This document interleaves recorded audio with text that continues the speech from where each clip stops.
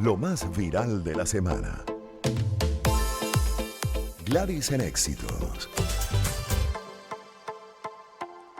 Toca hablar también de esto, sobre la salida de algunos países de la Organización Mundial de la Salud, qué consecuencias puede tener además para lo que es el control, resguardo de la salud global. Lo vamos a revisar con quien es director del Grupo de Investigación de la Universidad Miguel Hernández en Salud Global y catedrático de Salud Pública, Ildefonso Hernández Aguado. Bienvenido, buenas tardes.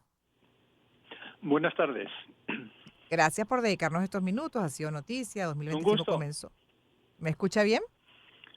Sí, le escucho bien. ¿Ustedes a Perfecto, mí? listo. Perfecto, sí. Y decía que en 2025, y esto permítame que lo lea de uno de los tantos medios que ha reseñado, por supuesto, lo que fue la decisión, en este caso de Estados Unidos, específicamente su segundo mandato de Donald Trump como presidente actual, de retirar a su país de la Organización Mundial de la Salud. También lo hizo Milei, presidente de Argentina. Pero en definitiva, ¿cuáles pueden ser las consecuencias? Hay quienes cuestionan, hay toda una corriente incluso hasta de teorías conspirativas en contra de organizaciones como la Organización Mundial de la Salud, que estaría respondiendo supuestamente a intereses particulares. Pero con usted como especialista, bueno, justamente pretendemos tener el panorama más claro, incluso de las consecuencias de decisiones como esta de Estados Unidos y Argentina. Lo intentaré. La salida de Estados Unidos y de Argentina de la Organización Mundial de la Salud se puede aproximar desde varios puntos de vista. Uno de ellos es, por ejemplo, la consecuencia de imagen. Ellos salen acusándola de organismo burocrático y realmente lo que la ola tecnoligárquica ultraconservadora le gusta hacer es desacreditar instituciones y desorganizar la esfera pública porque de esa forma se manipula más fácilmente. Es decir, un terreno embarrado donde no haya fuentes acreditadas sobre la salud. Eso es una de las prácticas y esto tiene efectos en la opinión pública, en la esfera pública sobre qué es bueno, qué no es bueno para la salud. Es decir, que no haya una autoridad en salud. Y si me permite, otro de los efectos graves también no es solo una cuestión de dinero por la importante contribución que tiene Estados Unidos a la OMS, Ujú. sino también la disrupción que crea en los programas importantes de la OMS, entre ellos lo que es la coordinación y la contribución de información, por ejemplo. Piense que el Centers for Disease Control de Atlanta, de Estados Unidos, ahora se sentirá reprimido para contribuir a la intercambio de información estratégica de seguridad en salud. En un momento en que sabemos que podemos tener los riesgos de tener una nueva pandemia son muy altos en los próximos 20 años, según todas las estimaciones. Por lo tanto, no solo es una cuestión de que si la institución hace, deja de hacer, es que se amenaza a algunas de las acciones que tienen efectos en la seguridad global, en la equidad y en la Organización Sanitaria Mundial, claro. Claro, entiendo el punto, señor Ildefonso. Para aquellos que están recién sintonizando, Ildefonso Hernández Aguado es director del Grupo de Investigación de la Universidad Miguel Hernández en Salud Global y catedrático de Salud Pública. Y justamente, como decía, el financiamiento, ¿no? Lo que aporta, por ejemplo, un país como Estados Unidos a el funcionamiento de una organización como la OMS. Ahora, al no tener este Sí. dinero, pues, ¿qué cambios tienen que tomarse o qué medidas tienen que tomarse en la organización para poder continuar con el trabajo que les corresponde? Bueno, esto va a ser una decisión importante de los países que están en la Organización Mm. Mundial de Salud y de esos países que son fieles y países que son leales al multilateralismo, que realmente creen que la sociedad debe estar organizada y que muchos de los pasos que hemos dado, y eso es cierto y está probado, nos hacen mejores a todos, ¿no? Entonces, bueno, pues países como Alemania, que está liderando algunas de los movimientos, lo que van a tener que decidir es si vamos a querer, pues realmente una organización con este compromiso con la equidad, con los estándares que pone la OMS, con el compartir información estratégica como cuando hay una pandemia y hay que tener rápidamente pruebas diagnósticas, por ejemplo, todas estas acciones tan estratégicas para la salud global, pues habrá que decir si lo quieren hacer. Y esto supondrá, pues, por alguna parte, contribuir más económicamente y, por otro lado, tomar decisiones para mejorar y hacer más atractivo el multilateralismo y seguramente dar más voz y más participación al sur global que muchas veces se ha olvidado. y dándole voz al sur global, igual también se refuerza las instituciones multilaterales y puede ser que en un futuro Estados Unidos vuelva a querer estar para no dejar ese vacío de poder, porque también estar en la OMS le daba poder también para intervenir en las decisiones que se tomaban consensuadas. Claro, consensuadas, pero igual fuera de la OMS igual puede tomar decisiones, ¿no? Y como parte de Bueno, la coalición de Occidente, alineado en el caso tal de una emergencia mundial por una nueva pandemia, Bueno, por puede ejemplo. tomar decisiones, pero tiene menos posibilidades de tomar decisiones y de coordinarse, porque hay una pandemia que tiene un problema en cualquier lugar del mundo y los países confían más en la OMS, con quien intercambiarán informaciones con la Organización Mundial de la Salud. Mm.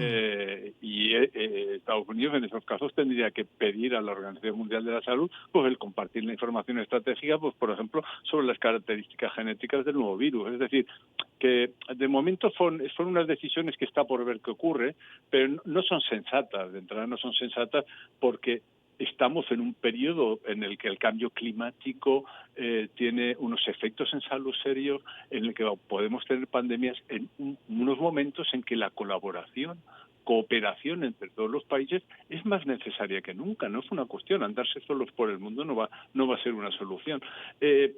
Hay muchos intereses en las decisiones, porque también hay interés por los mercados, por la información estratégica para vender productos relacionados con la salud. Hay muchas cosas más que están debajo de la decisión, pero realmente tendremos que esperar que haya una buena reacción de los países, como digo, que son muy fieles al multilateralismo porque creen que es lo mejor para el futuro de la humanidad, y esperemos que se muevan en esa dirección.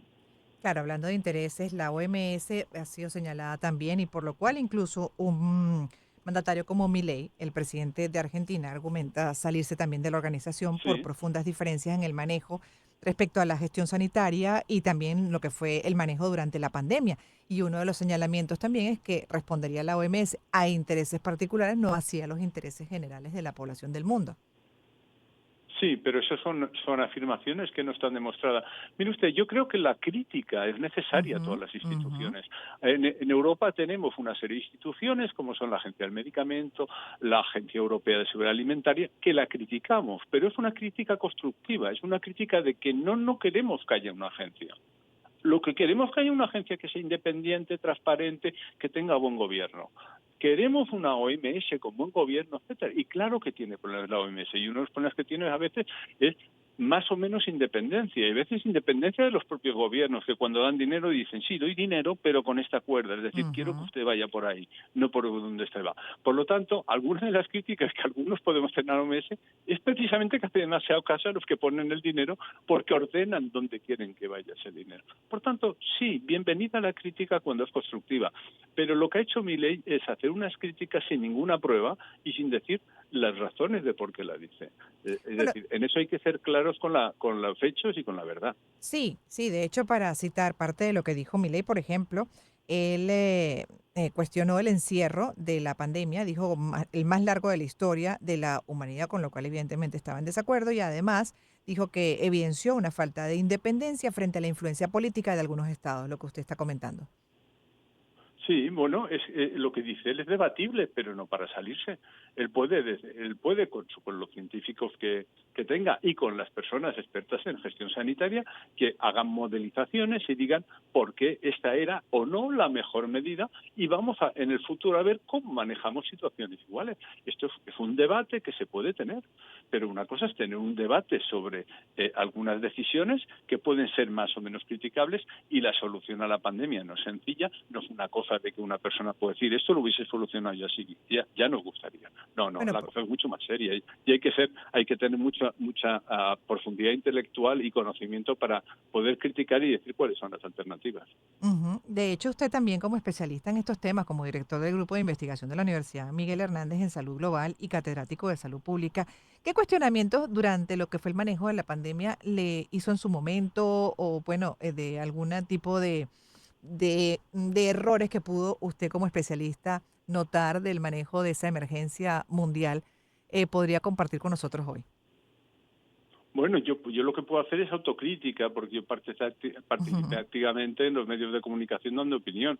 Y puedo hacer muchas críticas, porque estoy acostumbrado a ello y es parte de mi tarea, porque también me dedico a las políticas de salud y además he tenido un alto cargo en el Ministerio cuando tuvimos la pandemia de gripe A. Ujú. Bueno, lo que le quiero decir es, ¿qué podemos decir? Pues yo en aquel momento infraestimé al principio algo la pandemia. ¿Por qué?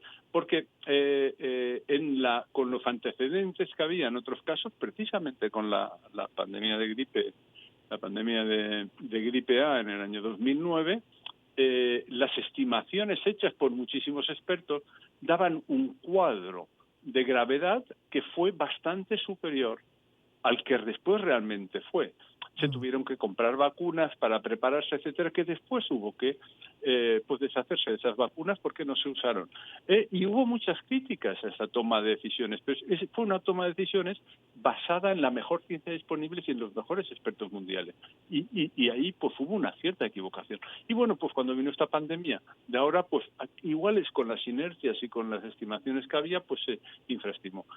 Por eso le quiero decir que es un ejemplo de los errores que se pueden tener, pero Claro. son errores que son esperables en una situación de incógnitas, donde no sabemos todavía todas las características de un virus nuevo. Y nos va a pasar igual, vamos a tener que ir aprendiendo sobre la marcha cuando tengamos otra pandemia con un virus que puede ser muy distinto, que puede tener otra forma de transmisión, que igual no sea tanto aérea como por contacto. Es decir, cuando hay novedades, lo que hay que hacer es estar preparado, tener bien los sistemas para intercambiar la información, etcétera, etcétera. Por lo tanto, si hay dudas o hay críticas, lo que hay que hacer es prepararse para responder mejor a la situación, no destrozar los sistemas que tenemos para responder. Eso sí que es una locura.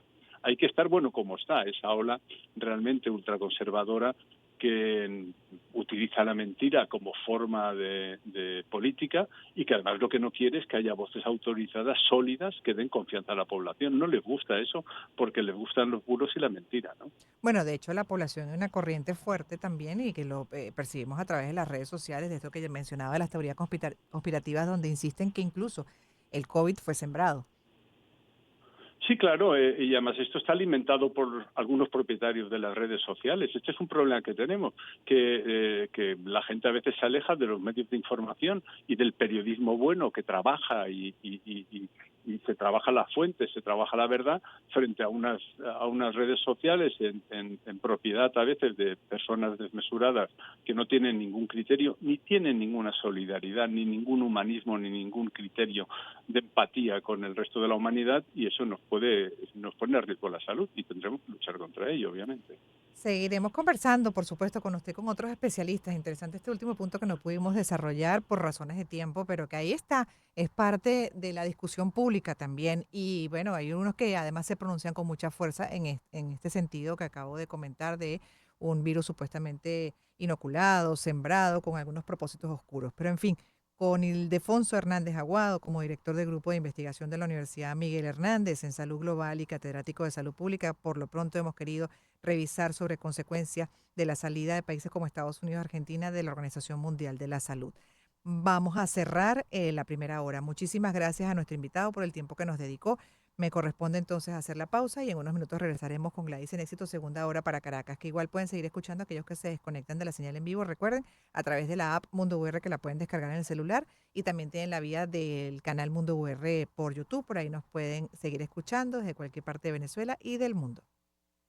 A continuación,